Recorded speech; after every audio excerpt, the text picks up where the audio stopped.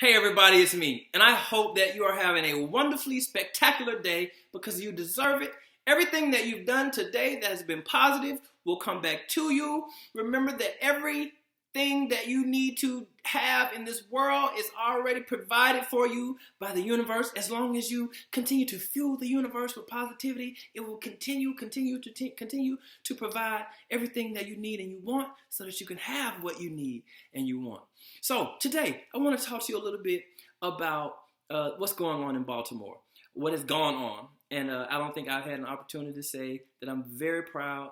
I'm very ecstatic about the fact that this Marilyn Mosby who's the DA in Baltimore, has made sure that these 6 officers who are responsible for the wrongful arrest and death of Freddie Gray has made sure that these 6 individuals will be charged in such ways that will send a clear and concise message to everyone who wants to abuse the privilege of being an officer of the law who is protecting and serving humanity here in this great divided states of America, if you will. But nevertheless, we need to go to bed each day believing in the greatness and the goodness of people, regardless of whether they appear to have a criminal element, if you will, usually because you're black or you're some minority. But however, this is a wonderful precedent to set so that people will understand that if you cross the lines and if you abuse your power as a sworn officer of the law, then you will face the consequences. And anyone who knows me knows I don't believe in a bunch of consequences and what have you, but I also do not believe in taking the lives of people who seem to you a non-entity. He or she may seem a criminal to you, but he or she is someone's daughter or son. He or she is someone's mother or father. He or she is someone's favorite cousin or brother or sister. And so we want to be sure that everybody in this world feels safe, even if you have done something wrong. Nothing that you could have done wrong where anybody deserves to be so brutally beaten that your spine could be severed, in your throat box could be crushed, or that even that you're shot multiple times and left for dead in the streets. Not even an animal deserves that.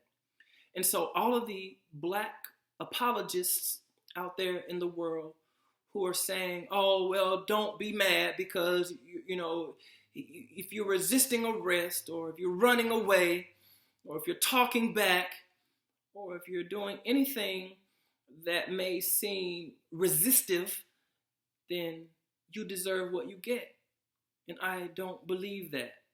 I do not believe that anyone deserves the treatment that Freddie Gray, Mike Brown, Tamir Rice, all of these fallen black people, all these consequences that they've faced based on whatever actions that they've chosen.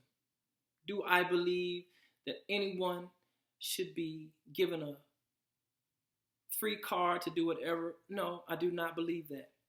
But I also don't believe that officers are given carte blanche to be able to do whatever they want to people who they presume to be criminals.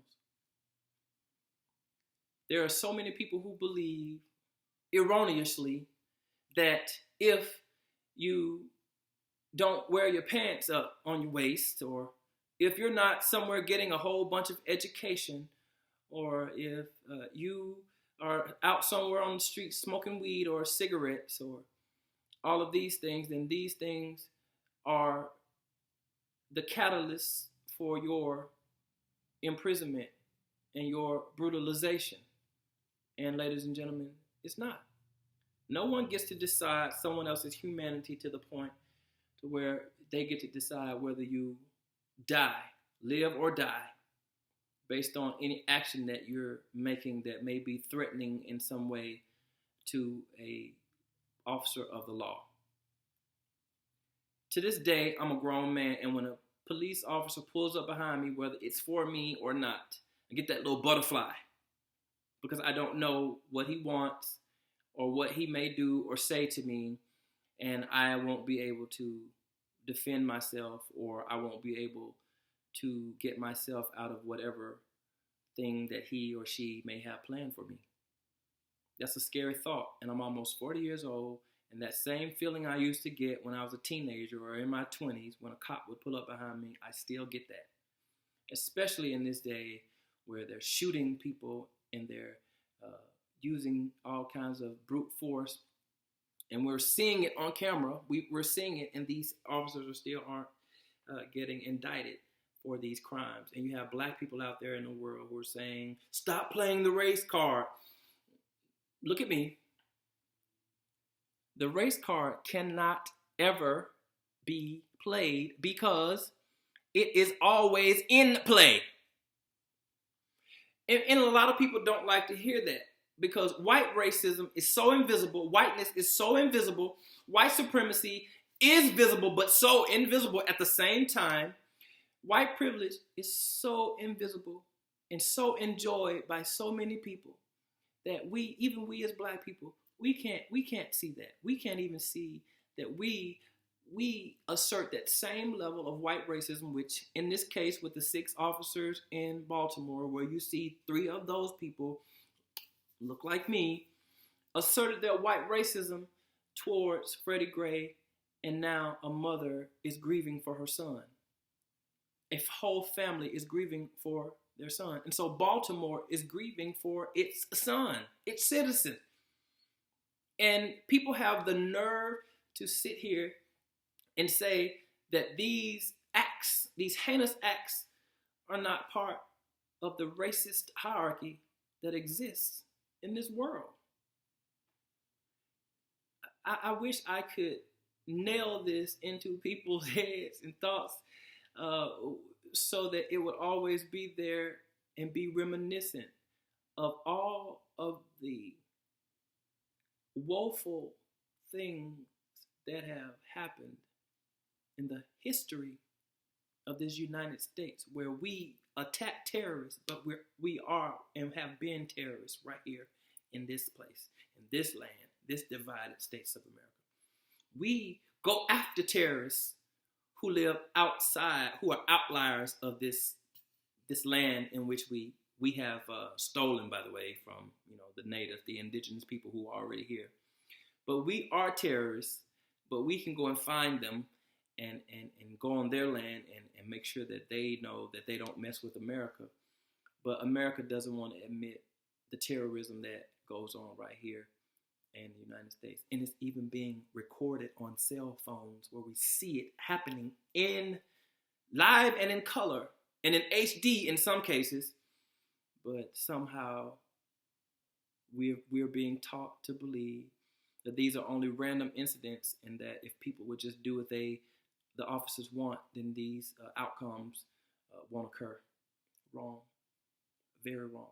And it's a very dangerous thing, a message to send to young people and people out here in the world who are trying to make ends meet, who are trying to just survive out there.